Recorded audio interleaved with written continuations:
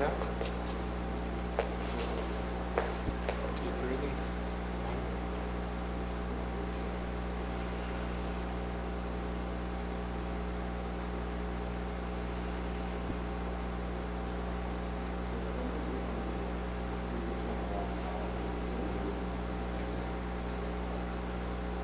Punches.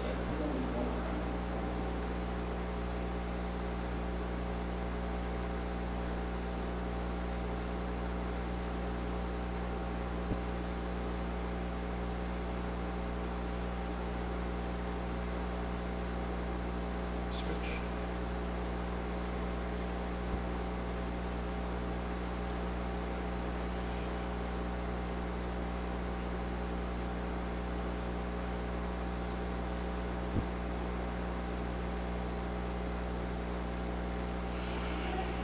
To the side.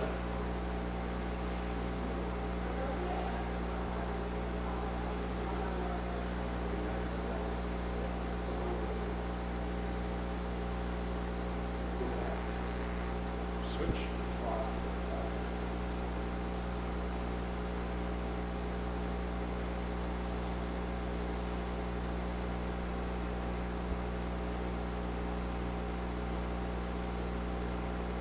Center. Diagonal strike.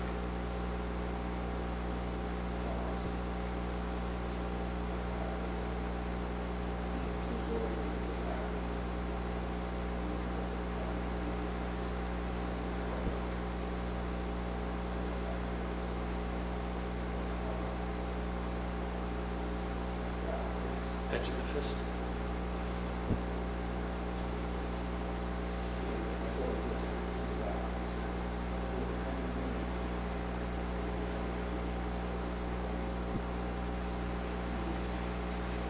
Switch.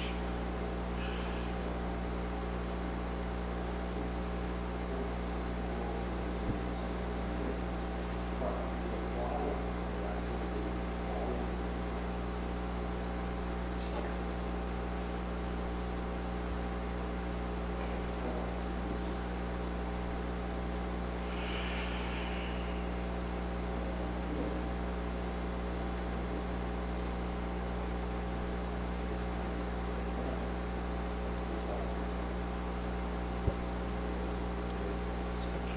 Back fist.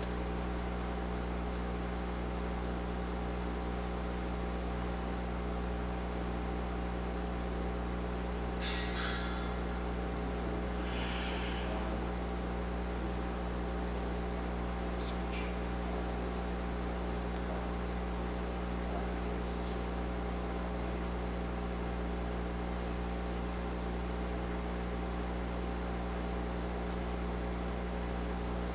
Breathing.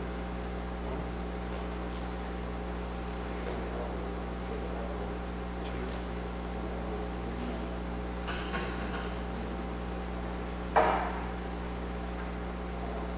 Feet 3 inches apart. Opening up. 1, 2, 3.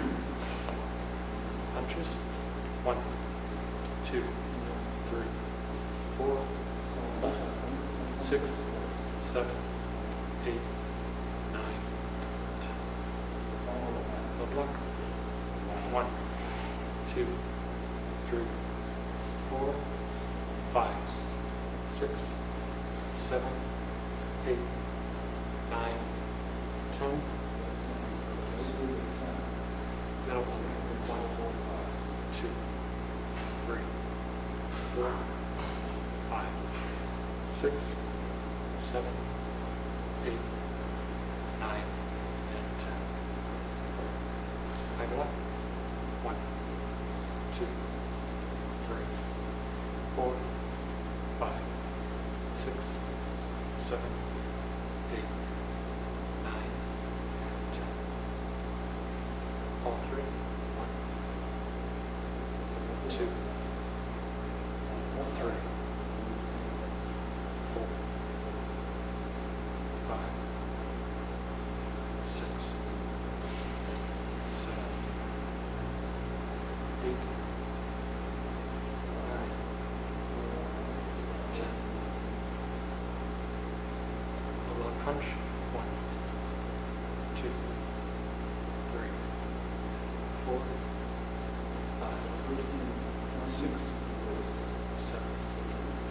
8, 9, 10. Little block punch. 1, 2, 3, 4, 5, 6, 7, 8, 9, 10. High block punch. 1, 2, 3, 4, 5, 6, 7, 8, 9, 10. Bridges to the side. 2, 3, 4,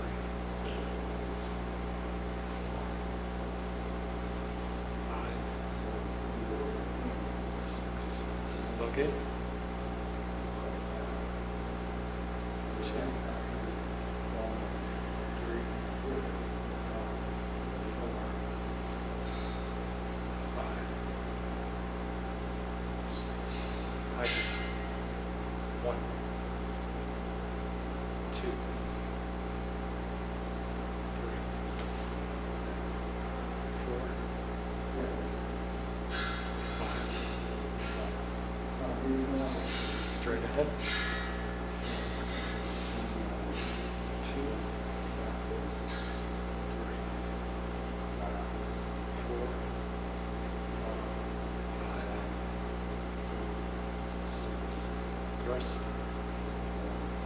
Press. Release. Breathing. 1.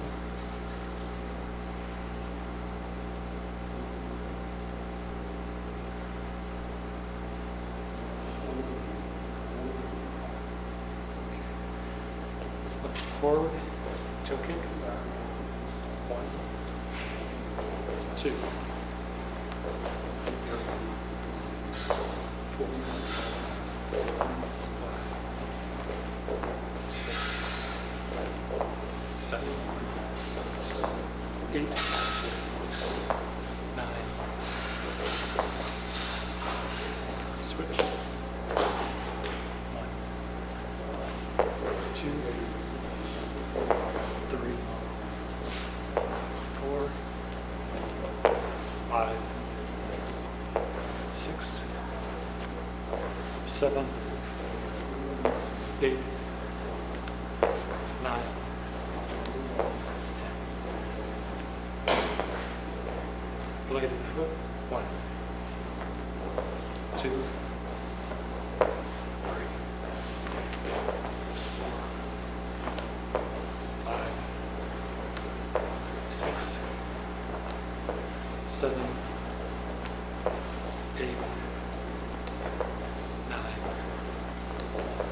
10. Switch. 1, 2, 3,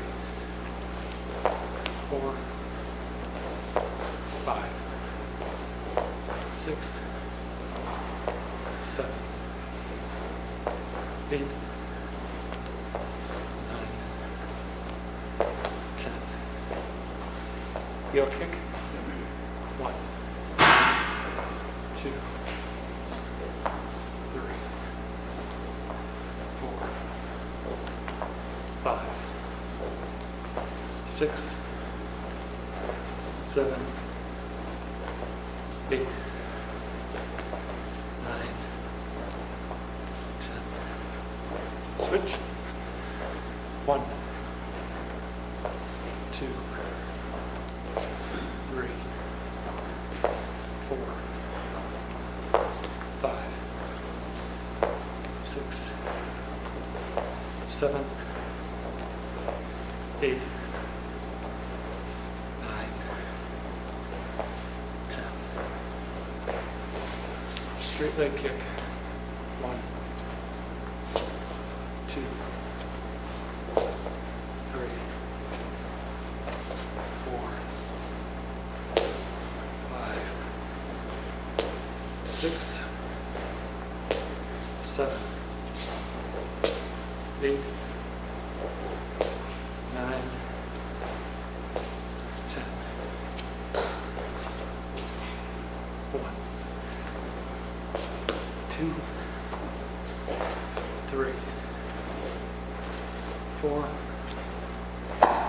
5, 6, 7, 8, 9, 10. Roundhouse to the waist. 1, 2, 3, 4, 5, 6, 7, 8, 9, 10. Last set. 1, 2, 3, 4, 5, 6, 7, 8, 9, 10. Okay, deep breathing. 1, 2, 3. Okay, some water from me. Awesome. Thank you. Sure.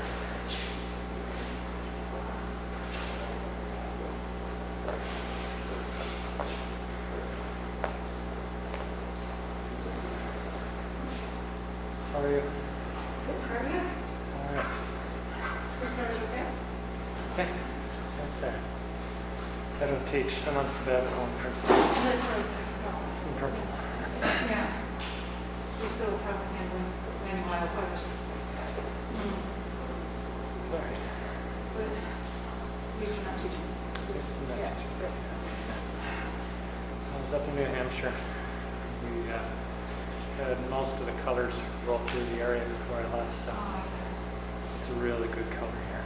yeah. I don't know if it'll hit all the way down here, but it So, was really nice. that's what, because I don't want to try to, I'd love to see it. Yeah.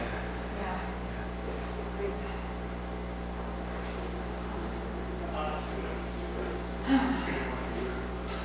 School started a couple weeks ago. They're having a first orchestra concert on Saturday. Wow. Small ensemble, but still. Yeah. And also has three cases. Yeah. It's a small school. I think it's Yeah. We were talking, a group of us today, it's a month in and our cases are still reasonable, so. Yeah, I know.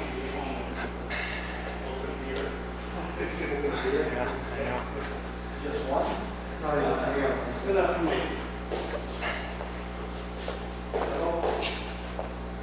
So, that was one? Yeah, we haven't done any of these. Actually, people can do on watch with the radio. So, yeah, we can go through the phones to a condensed version of everything. Is this about right? Is this about right? Oh, no. Not that base. Okay, so go through. I think this is. So actually what I went through was I think pretty helpful to the people learning second form, you know, in the youth class, because you know, a lot of times we focus so much on hand movements because there's so many that if we just went through a breakdown of the second form's leg work while we go through it, it'll be probably, you know, pretty insightful for so we'll go through that just to see if we're doing all the things that we should, right? Okay, so we start off here, right? Is the mic on? Can you hear it? Okay, so, because I'll get a call. 1, 2, 3, 4. Okay, so the reason why we sync first is because people tend to do this. So if you're in your stance, all you do is have to project outward. Then you turn, adjust, step, and then the hand comes out. You turn, and then you draw back, keeping the weight on the front leg.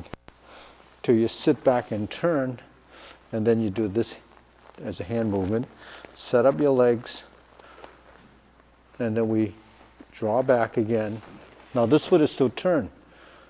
Then we turn on the heel, and then we square up, and it comes to there. Now we go through all the hand movements, and then we sink, turn, set up. This is your transition, and then when the punch comes out, all of this comes together and you drop. Then the leg stays there till we pivot back to the horse, then we reverse. And then the next move is a chop. Now when we open this, that becomes, you leave that there and chop. So you don't want your front leg to move once you've set that position. You don't want that front leg to move, because people sometimes end up doing this, and then you lose your stability of the root, the front leg. So once you're here, boom, that's it. Shift. Now this is here. You shouldn't move that. Kick. Then we're here. Now this front foot has to turn, the back foot turns, and you're in your stance. You shift, goes to here. To come through, shift, come through, and back to here. Sliding step, leave the front foot. You don't really have to, when you throw your punch, turn too much. Just pivot out the back foot. Boom. That's your rooted leg. Toe out, step through, diagonal strike. Now once you go to the diagonal strike, you step through. Now this has to kick out. The heels have to kick out. And then we lean forward. Front foot stays, the back foot pivots. Drop the elbows and turn. So if you get used to moving one foot at a time, other than when you kick your heels out, then you actually won't have to move as much to here when you sink. And then this. Now shift, cross, and then drop and look to this corner. Because we're here, we just pivot. Sliding step. Leave this foot. You can move it a little if you need to, and just adjust it. Leave it in position. Okay, then you scoop, press, kick, and jump back. Thrust down. So we kick, it's a double step back. We set up, drop. So we turn, then we turn, then we turn, and we, so front hand is straight, inside hand is bent, kick,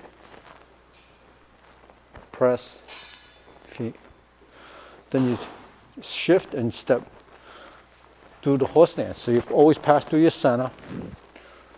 1, 2, sliding step. Punch. Turn out. Strike. Down. Back fist. Change directions. Shift. Sliding step. So sliding step, once you slide, you have to kick the heels out. This is something that is one, so the heel has to do that. That spreads your feet a little, gives you some stability, and then set your stance up. Sliding step, right? Punch. So this,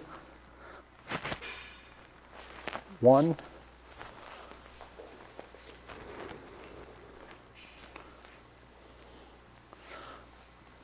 2, 3. So kick it out.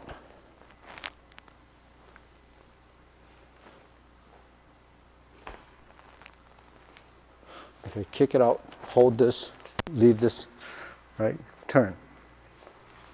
Yeah, again. Leave it, don't move the heel either. Go. No, don't move the heel. This heel don't move? Yeah, this heel. This is the knee. Okay, do it again. Ready? Horse.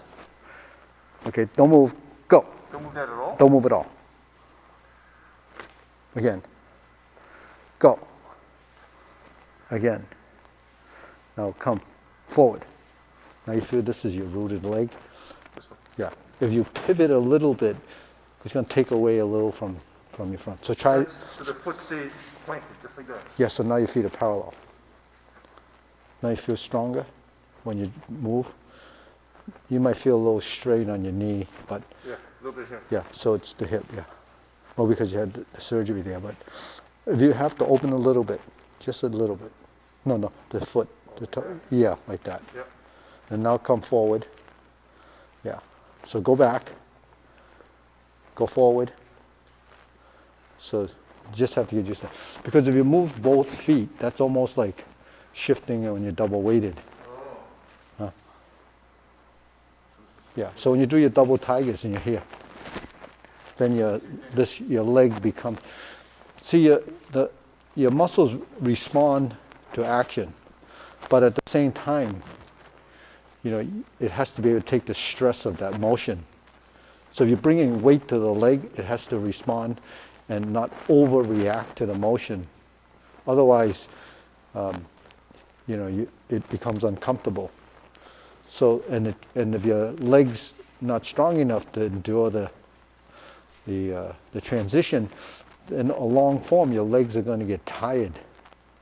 But this is helping to condition your legs so they get stronger, because it's taking weight and it's taking this becomes reactive, but it's not overreactive until, in the beginning it will overreact until it dials in and knows how much to use.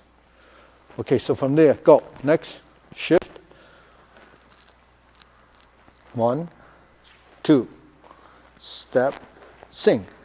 Yeah, then turn, elbow here. Go. Sliding step, palm.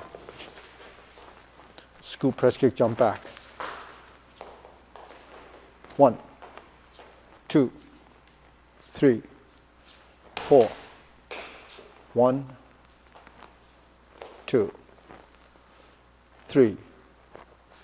1. Okay, so 1, 2, 3. Set this foot up. 1. Say you had set up that first. 1, 2, 3.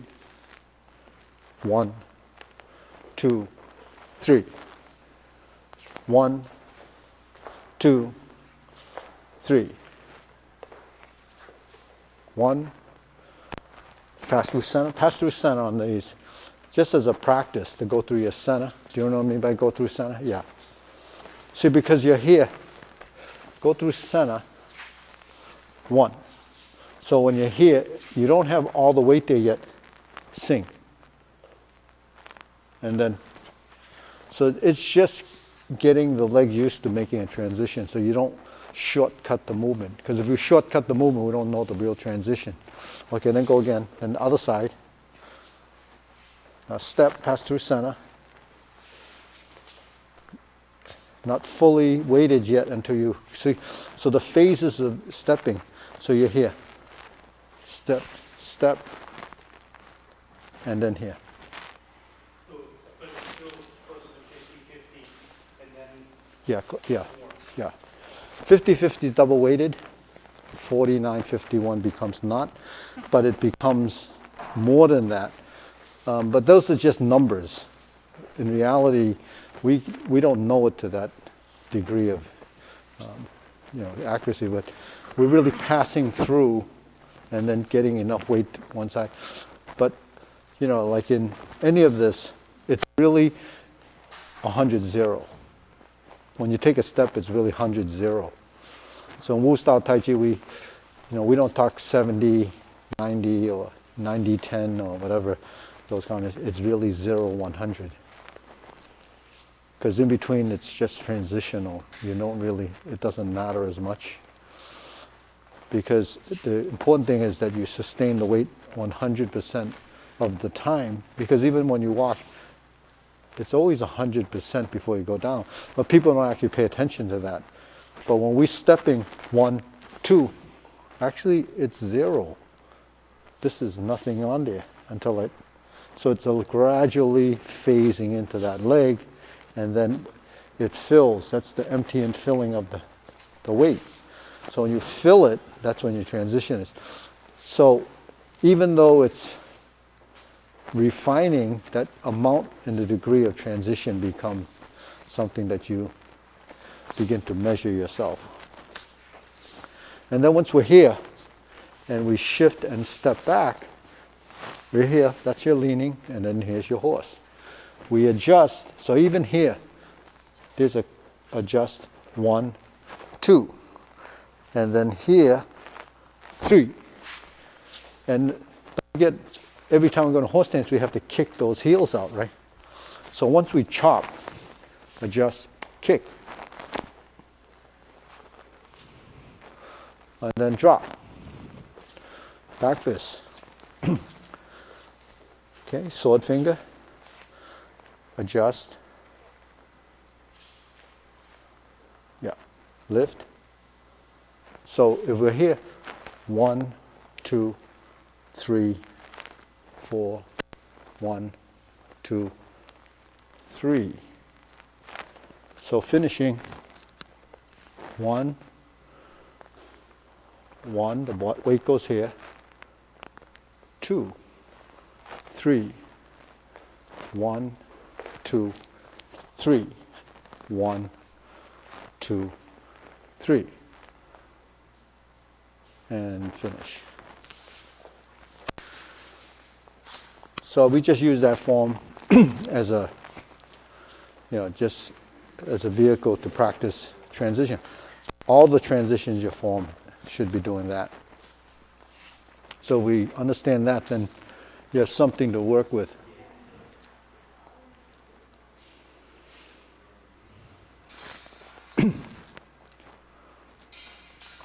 Okay.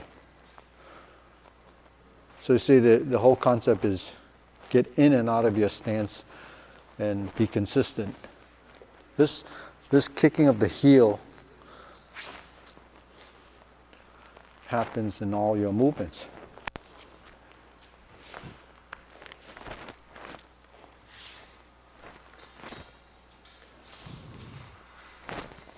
See? So that's in a sense a refinement. So if your hands and feet are coordinated, my hand and my feet should be tied to your upper body and your waist and your torso. So the rest of it is realigning your positions regardless of what it is. So it's a concept, it's a method. So let's move on to, say, the Gung. And you use that same idea in that footwork. Now this form's pretty long, so use the same weight transitions in the legs. See if you can figure it out. Yeah. Let's figure it out if you're already doing it. Right? Okay, begin. Hup.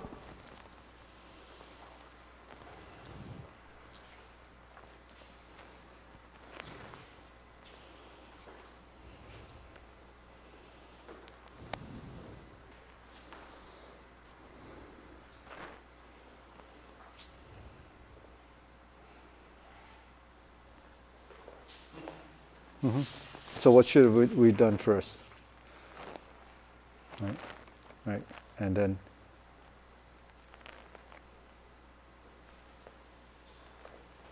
so same idea. Here, here, here, here. So you're already there. You just have to step out. So you're already settled into your stance. Boom. And go. That's it. 1, 2.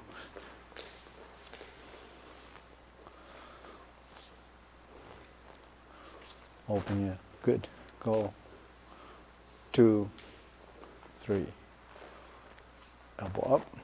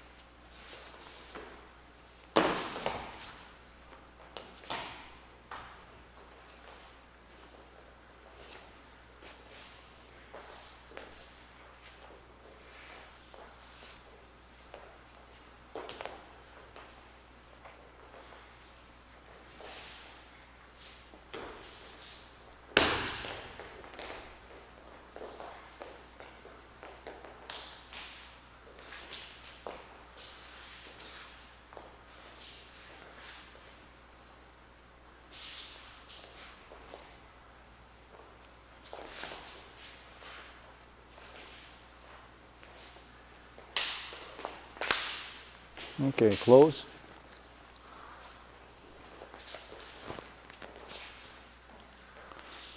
So, okay, deep breathing.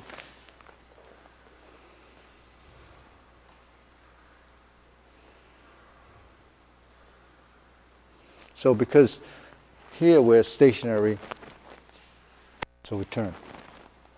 1, 2, 3. Shift. Pull back. Step. See, the heel has to go out. 1, 2, 3, 4, 5, 6. 1, 2, 3. 1. The heels, right? 2, 3, 4. 1, 2, 3, 4. So that little bit of heel front foot, you don't want to let it move too much when you're moving. So you get used to stabilizing that front foot. It's just sometimes you're not conscious of it, but maybe aware. But you should just pay attention to that front foot a little more. And that happens on both sides. So, because when we rush through a form and we just go through sequentially, we overlook all that stuff. But because we're creatures of habit, it becomes habitual that we don't pay attention to it. Because while the brain has to figure out what you're doing, and you skip it, that skips it, and it doesn't know to do it. So all the stuff that we learn really has to be, it's training. And then it becomes a habit, and then it becomes consistent, because it has to become, subconscious behavior has to become part of you. So now the hand positions, they're all things that we know. Just like in Gung Kuen, 1, 2, 3, 4, 5, 6. We have the cross hand, which is actually one of these, right? So if you block this way and you go like this, block this way and go like this, those are divert and block. Right? You block this way, it goes this way. You block this way, it goes this way. So Gung Kuen as a fundamental form really develops both the geometry of both sides. So you have 1, 2, 3 cross hands, cutting hand, cover hand.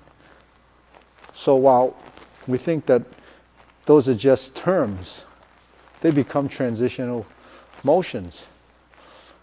Just what I was working with Iris earlier on the butterfly sword, the double sword form, right? So you have a right and a left side. The hand goes like this, 1, 2, so the blade is like this, right? It's a cover hand, it's a cutting hand, it's a cover hand, it's a cutting hand. It becomes a figure 8, right? 1, 2, 3, 4. 1, 2, 3, 4. 1, 2, 3, 4. 1, 2, 3, 4.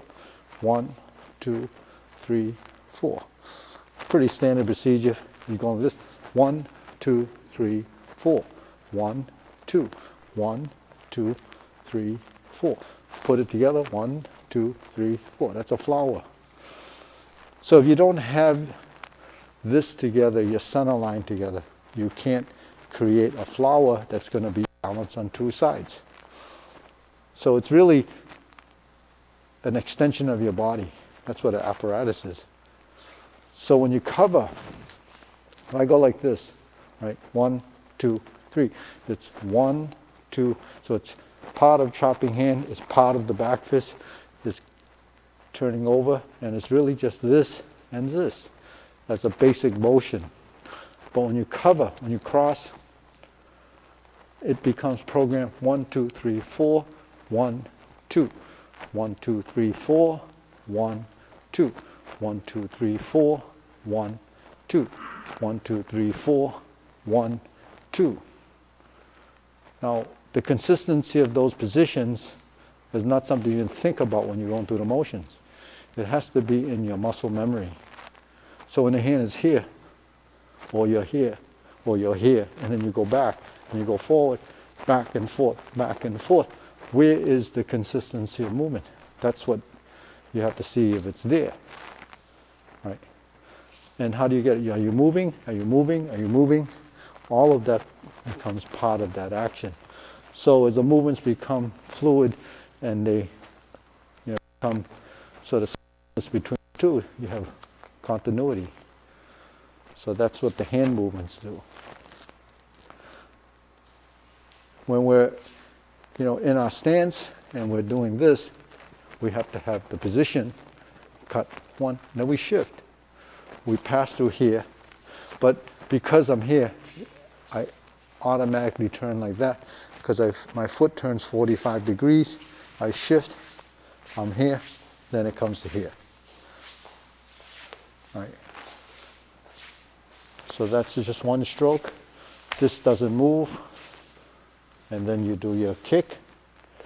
So the kick's a blade kick. Honga's blade kick is kind of the edge of your foot. Doesn't have to go very high. So when you're here, one of the ways of practicing the blade kick is to shift here. And it's coming out like this, right? So what it is, it's got a little bit of a hip action in it.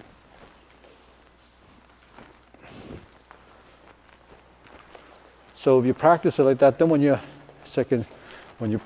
here, in the second form, it's really that kick. So that's your blade kick. Yeah. So blade kick is using the edge, right? So when you're here,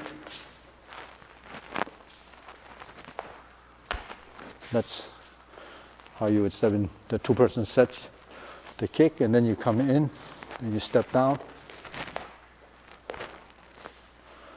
So that's how the footwork is. That's a mabu. See the 5 coordinations: hand, eye, body, waist, and stance. When you get to the stance, what we're just working on is the mabu.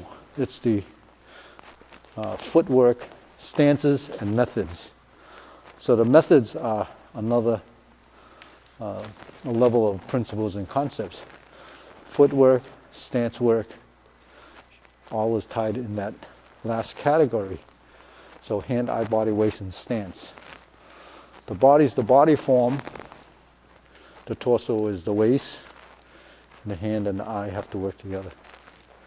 So it's a hand-eye coordination. Sin is body. Body is position, postures. So the positions. And then waist is what ties it together as a turn. As a turn, as a turn. And then, well, these are the alignments. That's a part of body form. And then your footwork is the method: shifting a weight, transition, the pivoting, the opening, the closing, the shifting, the positions, whether it's like this or this, those are variants of the same. So, that's what makes up the traditional arts, is those concepts. So it has to have strength, it has to have structure, it has to have the correct transition and the right imagery. And then on a functional side, it has to have the structure, integrity of position, but also the direction. So, we have surfaces. The chop is the edge. You have to define the direction of your movement. If I'm here and this goes to here, then I just chop, right? So the chop is using this edge. You have to define that edge. If I'm going to the neck, I have to define that. If I'm doing the diagonal strike, I have to define. This is long, this is short, right? This is round, but it comes through center, and we're like this, and we're like this. So passing through your center, and everything's arcs and circles. So like raising the hand, right? Raising the hand is this. Raising the hand. we do this in our drills, right? The Tai Chi just comes into here, right? So the first you go through middle, and you end up way up for the increased range of motion, but your hand in the forms really don't go beyond the forehead. And the lower hand, if it's in the center, goes to here. So all your forms have that limit of structure positioning. But when you pass through center, it just goes like this. When you come through center, it comes through here. But when we come through center, you turn. And then you turn. Come through center, you go up, and you reset. That's an alignment. Between here and here, you have a line because you connect the two. Right? So once you have, compatible motion with direction, then when you drill up, or you drill out, or you come back to center, you have those mechanisms built into your body. It comes from those fundamentals that we have in the practice of raising the hand. So that's Chun. Chun. So the movement, because this is coming in, and this is going out, this is coming in and going up, it also turns like this. Then your body becomes in sync with this movement. So if you go hand, eye, body, waist, and stance, the waist and the hand and the legs have to have connection. Right? That's what upper-lower connection is. So when you go into a position, where you raise the hand, you go into a position, or you raise the hand and go into a position, you have to pass through all these dimensions in order for you to have the multi-dimensional movement. Accuracy of movement comes from that. See? So these are the things, after you learn the sequence, has to be, tweaked and gone through, so you develop the body intelligence that we refer to as the Ging, understanding strength. So Ging is a strength or power that's evolved and developed over time. So when you're doing this, it's all a part of this, right? So those are the dimension of movement, is the spiraling of the motion, the spiraling energy of the motion, the Sun Ging, the spiraling when you turn, when you turn, when you turn. All of those have to tie into your directional changes, not only forward and backward, up, down, right, and left. That's how complex movements can be, because it's a constant change. So as your body is learning, has to go through this unlearning, learning, unlearning, learning, unlearning. That's how you evolve. That's why you can practice for decades and not reach a point where you think that it's good enough. So, but it's not that it's good enough. It's just what can you discover beyond what you've already learned. So that's really where people that have a passion for this don't stop, because their interest is constantly evolving. So it's not a matter how good you get, it's a matter how deep you understand it. So, there's a lot to the fundamentals. Okay. So let's do Fook Fu. All right. So the same thing, we stand here. 1, 2, 3, 4, 5. 1, 2, 3, 4. 1, 2, 3. 1, 2, 3. 1, 2, 3. 1. Now this can go through here, but if you shortcut, it'll be here. 1, 2, sink, 3, 4, 5, 6. Kick your heels out, sliding step. So that last move, make sure this helps. After you punch,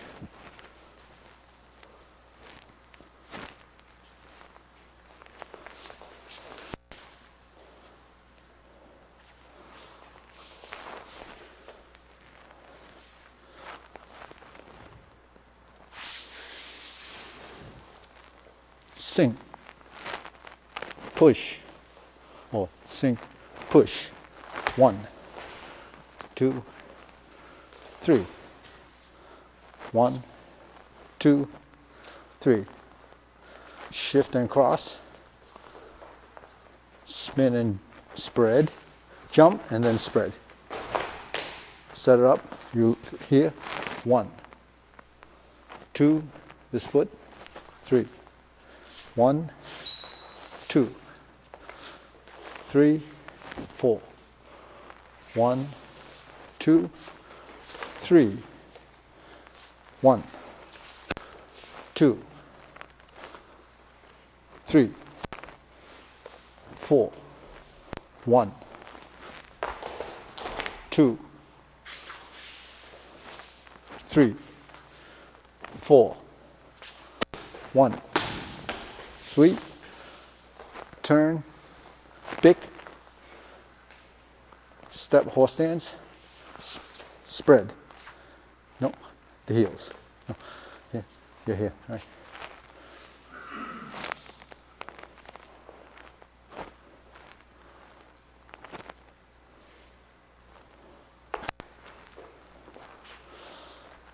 Three.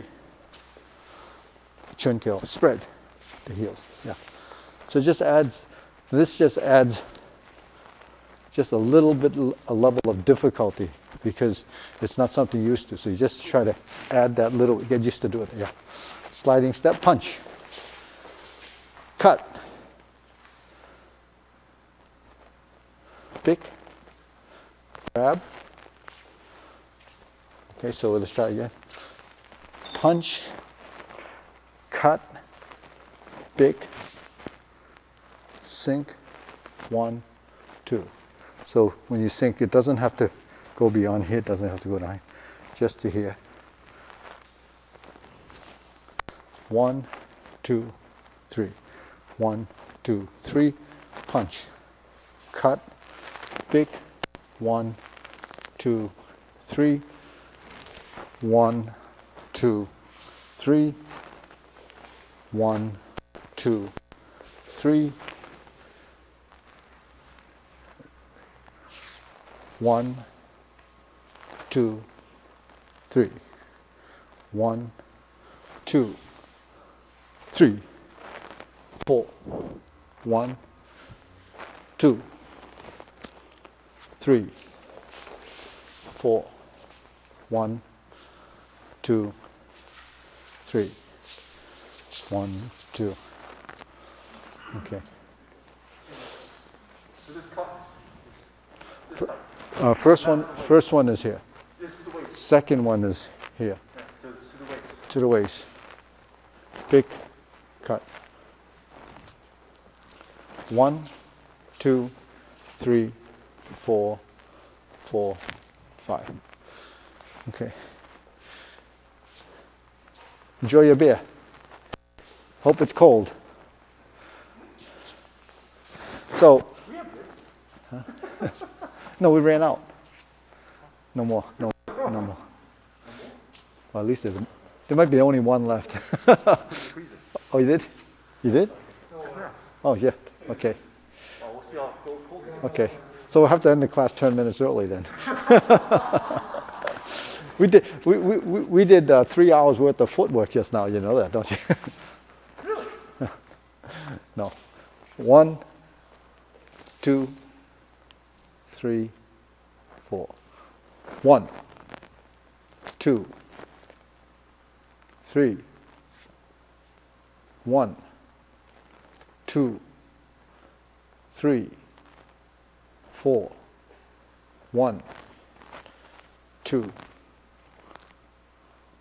1, 2, 3. 1, 2, 3, 1, 2, 3, 4. So that's essentially the geometry of position. Because we can do things in tandem pretty well, parallel and in pairs, because our brain is designed, well, it learns like that the best because it likes to do things the same on both sides. So when we do carry tiger to the mountain, it's very easy because it's the front view, both hands are doing similar things, and it learns efficiently. But when we're here, when we're like this, when we're like this, when we're like this, you know, it's the same thing. We can do it simply. It's when we start to do one side at a time, it gets a little confusing, right? So when you're here, right, and you cut, we know that as a cut. We have it in Fook Fu, we have it in all the other forms. Bick, we know this. We know this going up, know this, and close. So we know all those basic fundamental positions. Now if I go like this, because it's one-sided, and I have to tie my waist into the movement, it loses track of the dimension and the timing. Punch. So I shift my weight, I set up my leg, I turn my waist till I cut. Because when I cut, this is my position. So I cut to square position, meaning that the body is facing like this. I bick to the angular position. But a bick doesn't go over here. It stays here, right? So I don't have to go beyond that position. Now when I open my hand and I turn like this, that's what that is, right? And then I go to vertical hand, and I go to horizontal elbow, and I grab. But what's missing is the turn, one. So when I cut, big, and I come down to here, I have to turn past the center. And I fold up like this, and I turn back to this position, make my fist, then it allows me to turn and punch. That's the breakdown of the dimension of movement and the plane of movement. Because when I'm in the corner, we get confused because we're used to doing it straight. So if I cut here and I bick here and I come around to here and I punch, then you're used to seeing that perspective. Once we turn here, we lose perspective of where the movement's actually going. But you don't really move beyond the 245 corners.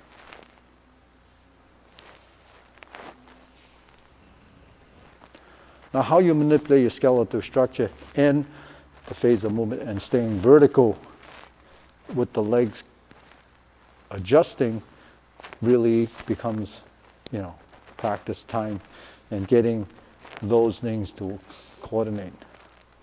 So if you understand that concept, that's how you practice, right? Right, parry and punch. Right, parry and punch. Trapping hand, back fist. Hook, back fist. Leopard. Those are standard movements. The parry movement, the punch, the back fist, because we have a dimension of turning and turning, it's really nothing more than a double back fist motion. So if you practice this, 1, 2, 3, right? Just like we do in Yidhimon, right? That's the motion. So this is the hammer stroke, this is the inverting of the hand, this is the elbow out, this is your back fist. This is closing, right? Same motion as closing. This action, when someone grabs your wrist and you fold, becomes a wrist break. When you go like this and you go like this, that's how you get out of a hold, right? Because you're manipulating skeletal structure, avoiding, I'm here, turn. Because the leverage produced in a big movement like that is going to be much more powerful than what you're holding there, because the levers and fulcrums and the pivot points are off of, you know, a longer piece. Now when we do this, because this is, again, doing 2 hands at a time, very easy. So we do this, and we do this, and we do this, we do this.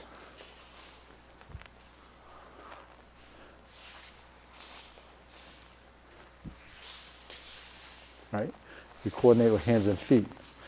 But when you do the secondary hand, and you're doing this, and you're doing this, how does your hand learn to create that pattern? It takes hundreds, thousands of times of practice to get the other hand to recognize that it's doing that. So the idea is to get your secondary hand much more coordinated, much more astute as to what it has to do to get to a position that's consistent,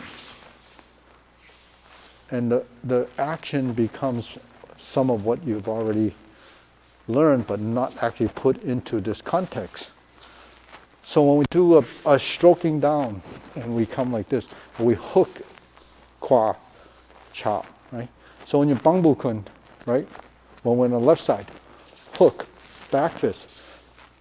It usually is not very coordinated because we're not used to moving the other hand. So what you do is have to teach your other hand how to move in this format. But once it knows how to do that, your body became more intelligent. It got smarter. So getting your body to be smarter is a process. So I know you guys don't have time to be thinking about this because you have real jobs.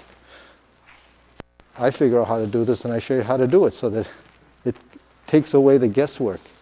There's no guessing, it's just do it like this. So then when you have this, and you have this, and you have this, you don't really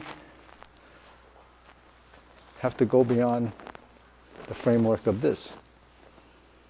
Once you have that motion, you have your parry and punch, you have it in Tai Chi, you have it in every form that you have, because the back fist is the same. The body mechanics, once you turn your waist and integrate your legs, will be the same. But that's the challenge, is to get your body to connect like that and tie it into your legs so that you have that unification. And that could be a process, right? Because once we're doing this, right, 1, 2, then you have to do this.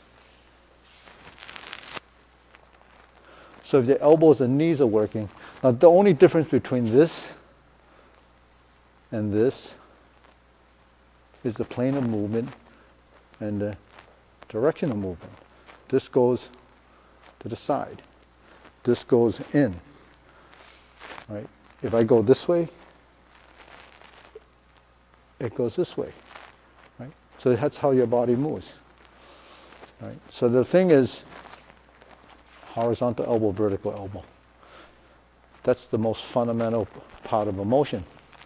You can't veer off of that idea because the joints don't come apart and it doesn't change from person to person. It's either vertical or horizontal or vertical. That interchange of motion is a constant. You can't avoid that. You know, you go to a back fist, you come down, comes a horizontal, comes a vertical, and it constantly changes. And you really can't make a circle without turning your forearm. Right? It's just the nature of the beast. So something that I had gone over with this morning was a question, like in cloud hands, you know, the hands come to this point. When they change, so the idea is this: grasp the sparrow's tail, you end up in the hook wrist, you end up like this, and you're here. That's a starting position. You open your stance and you draw across, right? That's your starting position. Well, in cloud hands, after you do this, and I come back to here and I switch the hands, I come to the left side hook wrist, That would be after I finish grasp the sparrow's tail. So that's a starting position to get to here. But if you're in this position and I hook my wrist and I open, that's your first arm movement in cloud hands, right? But how do you time the two movements that's here and here so that they connect? Because this hand is already here. This hand has a long motion. So to compensate for that, you have to add this dimension, right?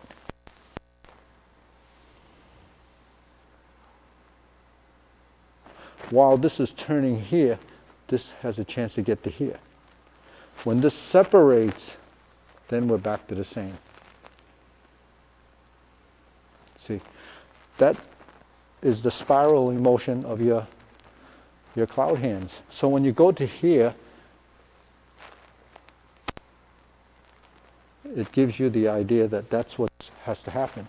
Now we go to here, or we're here, and then we still have this. If you do the jog, so we're doing the jog and we're like this. 1, 2, 3. Now it happens here. And then we turn all the way around to here. And then it happens here.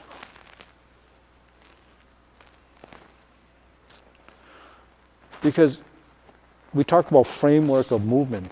Your framework is your ga. The framework of your movement has to be defined. Otherwise you have a void. Now what is that? When you push, becomes a push, but we're here. If I'm here, that becomes that. That becomes that. That becomes that. See, so no movement is, without reason. So that's just to give you an idea. So we went over a lot of little things that you can kind of go through in your head and practice. But the only way you can actually absorb some of that strategy is to keep it in mind and then do it like that, and then eventually it becomes second nature, and you discover that that's the way it should be. So on that note, we can bow. I know some of you want to go home and relax and have a beer.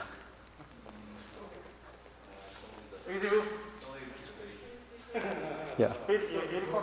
It's at 9. I thought it was at 8 o'clock. No, 9 to 10:30. So. Yeah. Actually, Paul, you don't have to imagine. Go watch it, and then you won't have to look at the highlights. Actually, if you don't watch it, you can. Let's see if you're still home. Actually, you should watch it, and then you can make your own judgment. Exactly. Yeah, because you should watch it. I know. Yeah. I will. Yeah. But actually, Caitlin wants to watch it, so she said, "What time are you coming home?" I said, You should go watch it. "So she." So we'll have a quick beer though. Oh, you leaving right now? Oh, you got it.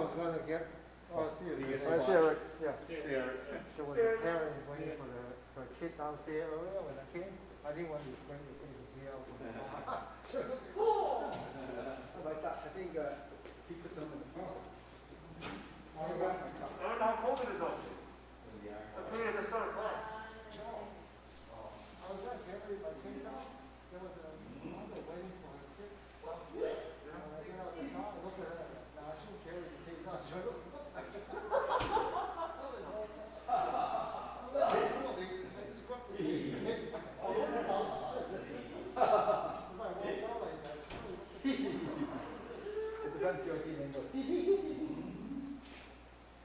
Oh.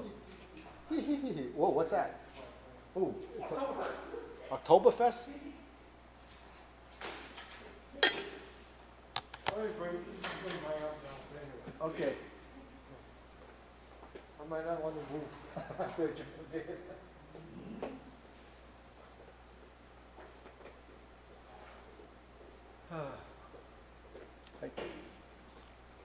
Actually, we spent a lot of time on that stuff with the kids. I spent a lot of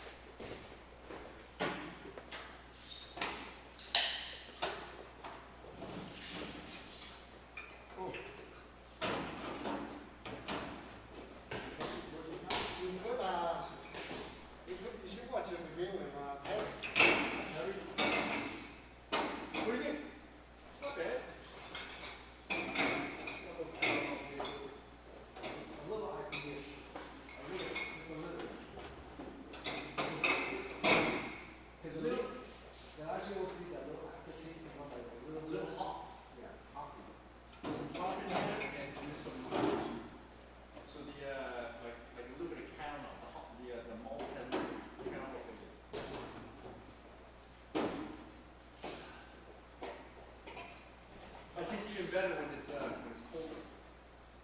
But it's not going up. Mine, at room temperature in that freezer because I didn't have enough room in the refrigerator to keep it cold. It's not on case for it. In the Take one. TV case. Is that good? No, I'll take like one. It's pretty good. It'll be better on Thursday.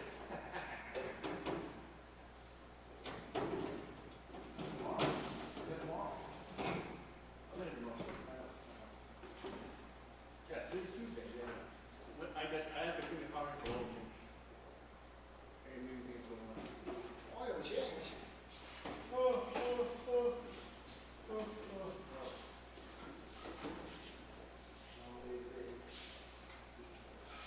Five classes here. I have a 10:30 call with China. That's it. How long are those calls? This would be an hour. So we can't have an accurate stop, as long as you didn't do the,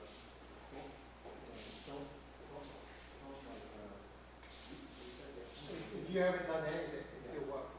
Yeah. Yeah, I did. Well, it's even up there. We did it in It's coming back in. Okay. I never updated it. I usually don't have that until, unless. Drink. Thank you. See you later. See you later, Tony. Oh, I like to call you back. Thanks. Give me this. I used to have pants like that in the seventies. It's a thing. I used to have iridescent pants. Imagine that. It's not even iridescent. The ones I had were weird. It just has two different colors in it, so I it can't see shows it, you gotta wear different glasses. colors from different angles. It's blue and plum. They used to make things called shot skin pants and iridescent pants. Oh, yeah? That was back in the seventies, sixties and seventies.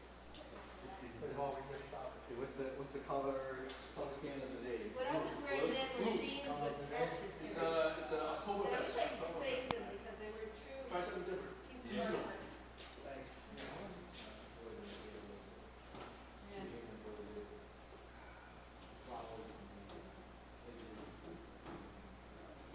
Actually, I think I gave them Jesse after them later. Yeah. They were, What yeah. she wanted to, there's a pair of jeans that had embroidered back in the 70s. Yeah, back in the George's Folly days. I still have a Oh, spare. George's Folly, I remember I still George's have Folly. a spare Agnew t-shirt somewhere. George's Folly, that's like a hippie place down in Phillips Corner, right? Yeah. Yeah. Oh. What was